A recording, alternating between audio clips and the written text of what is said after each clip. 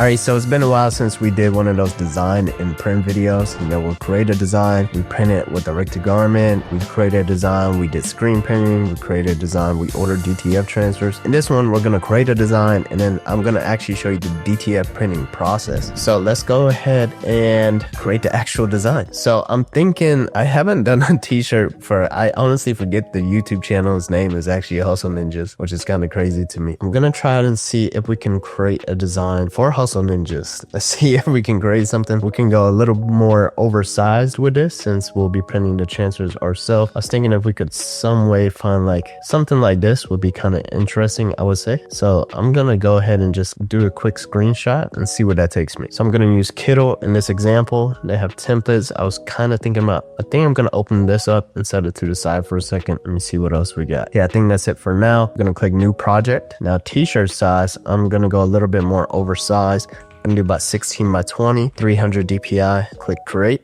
We're gonna paste this Batman on over right here, right click and save as image gen style. Come on over here. All right, so I typed in a ninja with a stack of money, dramatic, mostly shadow outline will rain. Hopefully that's good enough of a description to see what we could get. Okay, so that's kind of interesting, I would say. And it seems like it works, but it's just kind of corny to me. I just want it very, very subtle. I mean, Hustle Ninjas, the name is like, I've grown out of it. I don't even know how I ended up having Hustle Ninjas as a name. We just randomly picked one and then somehow I didn't know YouTube was going to be a thing. But regardless, let's go ahead and try to generate it again because I feel like we're kind of close. Or maybe I should have told him like at an angle because I like this angle right here. It's kind of funny. Let's just do one without the money itself. I feel like that's kind of self-explanatory. We don't really need the money, right? Okay, so maybe this right here is slightly better.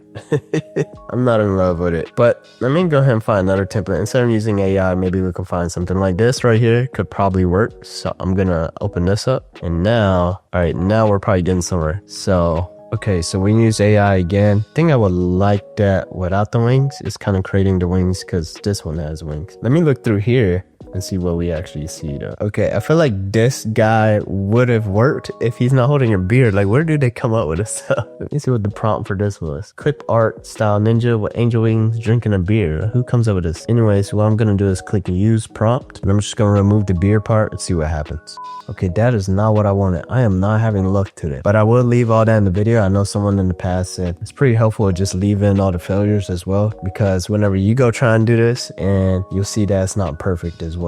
Okay, I found something, you guys. I found something. I think this one's pretty interesting. I think I just need to remove his wings and I think we're good to go. So I don't like that he has two swords, but whatever, you use what you got. You can get a little more in depth. I can take this over to Photoshop and kind of remove it, but man. All right, so I'm gonna do that. So, oh, actually there's a pen tool on here now. I don't need to go to Photoshop. I might not. So what I'm gonna try and do is see how this pen tool is over here on Kittle. Okay, can use it to kind of select and delete something, or could I? Actually, I think I could. Let me vectorize this. Actually, what I'm gonna do first before I vectorize this is erase some things like his wings. Actually, I'm not. I'm gonna try to vectorize it first and let's see what happens. Cool. Let's see what happens if I use the pen tool. All right, what's up with this border weight?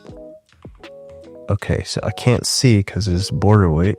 There we are. Boom. All right, so I have my path right here. It doesn't look like I can actually like select things on an illustration, but I mean, you can kind of finesse it in a sense. Let me show you guys. So this is about to be interesting. So what I'm going to do is create that, turn that into white. Boom. We're gonna have to draw it out. So what we need to do is click on here, click add new artboard, bring this guy on over here. Boom. Now we're just gonna play with the pen tool a little bit faster now that I have an idea of how this works. Boom, boom, boom. Go ahead and change my color right here. Make this white. Boom. Add that. Boom. Awesome. Come on over here. Boom, boom. Another pen tool for most of you all is probably gonna feel a little weird, but once you kind of master it, you'll start to realize you have a lot more control of what you're creating. Boom, boom, boom, boom, boom. It's a lot easier than using the eraser. All right, so I removed his wings. Doing what I'm about to do now on here is going to be a little funny just because this is going to be new to me, but we can make it happen. So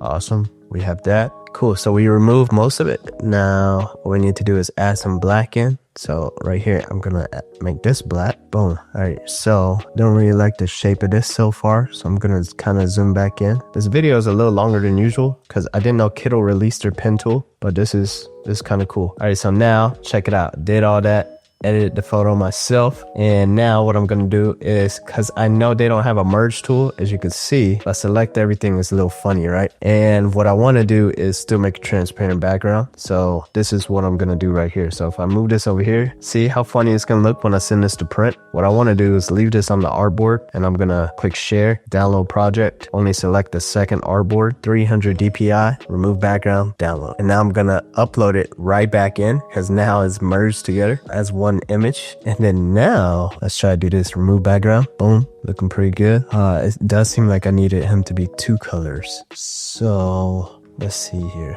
I should have vectorized this as 2 colors before I did everything. There's a possibility I still could. Let me see something. Okay, so now I should have vectorized him as 2 colors, so I could have had the inner color, the inside shading of him as that white, but I only vectorized it as 1 color, so that's kind of a problem, but we'll see if we can get around it. As you can see, we have the guy now, but we don't have the white going on, which is a problem to me. So now we're gonna vectorize this real quick. I should have vectorized it as 2 colors in the very beginning though. Would have made it a whole lot easier. But now I can change them to this green, see what that kind of looks like. Move this up. Let's go ahead and move this whole entire thing over here. We're gonna click on it. It is 16 by 20. And can't really get an idea of what he looks like in that green. So let's see if other colors, you can still see him. Nah, just looks good in black. So we'll probably have to print this on like a lighter color shirt. All right, cool. I'm not even gonna lie to you guys. I no longer like this design, but you guys saw the process of using the pen tool. So I'm not loving this because I can't see the colors. I like it on the black tee, but you can't see him. So this is what we're gonna try. We're gonna come on back to the background, click on this, and we're gonna copy. No, we're not gonna copy. We're just gonna add a border, thicken it up, and then we'll just try that green. And yeah, that should be pretty good. So now we can try something like this. Boom. And I can see all of the flames on here are actually gray and not black. That would work if we were printing on that dark gray shirt or something, or we could make it transparent in post, but this should be good enough, I would say. Now, what we're gonna do is add some of the flames on top of that so that it looks a little bit more flush into the actual design itself. So it doesn't look like the flames are separate. This is one image. But what we can do, we have a pen tool. So now check this out. I'm gonna just do something like this right here. Create my own little flame, add the border to it, click on the border weight, make it green, make it a little bit smaller. Okay. One thing I noticed about the pen tool, it looks like I can't move the pen after I put it. Oh yeah, I can, right there. Boom. And something like that, I guess. Pull this so it has some more curvature to it. And there we have it. I think it looks okay. It doesn't look the best, but we'll use it for now. All right, so now let's just go ahead and click on this right here. Just copy that. Paste that, do that, click on this distort down here, click edit, gonna make this fit into here, just like that. And now we want this behind this flame, so we're just gonna right click it, click to back, and boom.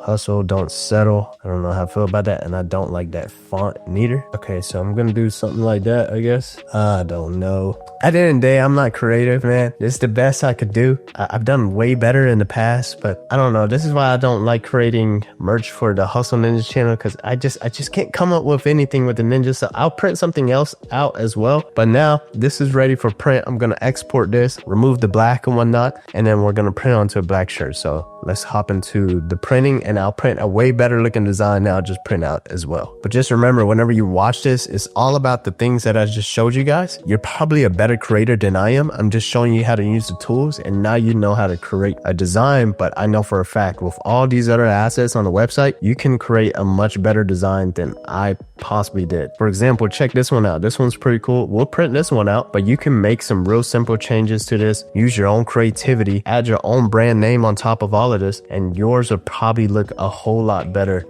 than what I just created right here. So check this out right here.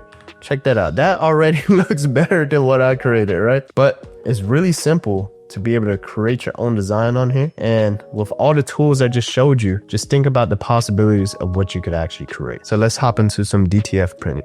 Alright, so here we are pinning the DTF transfer. We're using a DTF 6000 from Uninet. If you missed my previous video on this printer, I'll post the link towards the end of the actual video. But this is the big boy printer. This is the DTF 6000. So it prints rows and rows of transfers, about 22 inches wide and however tall you need it to be. So, you know, if you want those full size, crazy size t-shirt prints, you can do it with this. And of course, you can do it in full color. And right now, we're printing on medium speed and we only have 2 print heads, so it's a little slower than what it could be. So this printer is actually extremely quick with its printing. I will say you can't just completely walk away from it. You got to make sure it's, you know, running okay, like there's powder going on properly. Make sure the conveyor belt is still pulling the film. But as you can see right here, it has the powder evenly filled up this whole entire area. The belt is pulling the film, so that's what makes the powder go onto the entire transfer evenly. And if it drops too much powder down, it's fine, because as you can see with the spiral right here, it'll bring the powder back up, so you're never wasting powder. And here you have the final print coming out of the conveyor dryer, and all you gotta do is cut it off and it's ready to press. All right, so we have our 2 DTF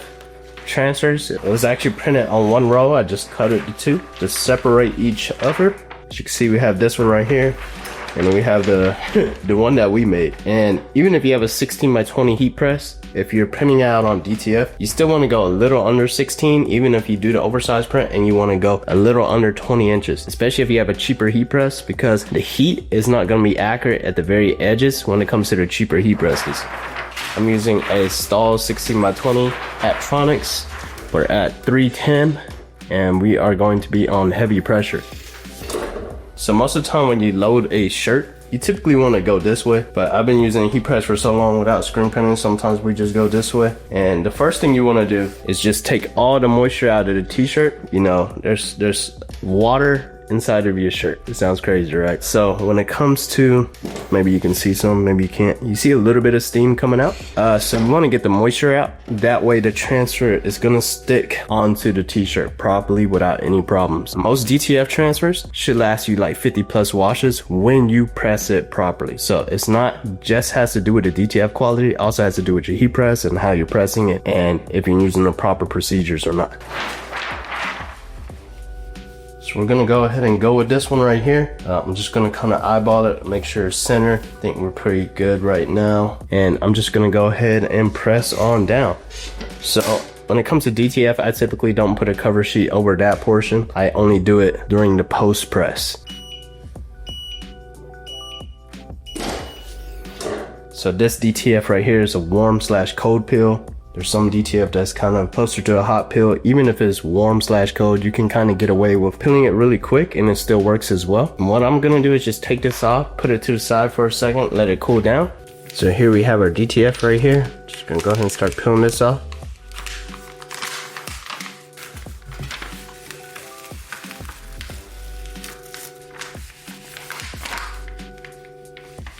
And as you can see, there's no problem with small print as well. This is really small. I will say there is like a minor issue right here. We probably gotta work on the alignment with the actual printer itself, but you know, definitely stretches, no cracking, as long as it's done properly. Now when it comes to post press, some people use parchment paper, some people use Teflon. There's also a thing called a T-seal, which makes the print look a little more engraved into the actual garment itself. I'm gonna try to pick up some canvas paper and try that one out and show you guys as well. But we've also in the past used no cover sheet. I guess I truly wouldn't recommend that since no one really says to not use a cover sheet, but I've used Teflon right here.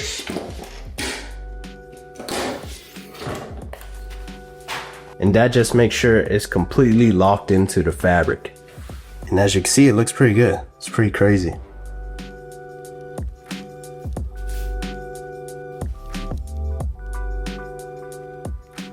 So if you're interested in getting to DTF printing, you can click the link down below. There are other printers that are probably more home friendly or a lot more, you know, smaller than the one that we use in this video. Maybe you already have a screen printing shop and looking to get into full color printing, DTF and whatnot. Then this is something that you probably want to look into. Maybe you're doing 20,000 units per month, 30,000 plus, get a lot of full color requests maybe already. Then you could probably look into that one. If not, there are smaller ones right here. You can go ahead and click on that one. This one looks like a desktop printer. You could print about 13 inches wide, and I'm sure you could put a roll back here, so you could probably print as tall as you need it to be. I'm sure at the very least they have 13 by 19 prints. In our experience, we've sold thousands and thousands of t-shirts on platforms like Etsy and Amazon. It's not like a clone brand that always demands like full size crazy prints. Most of the prints are 12 by 16, so this will actually do justice in its full color prints. So feel free to click the link down below for the DTF printers and to try out Kittle.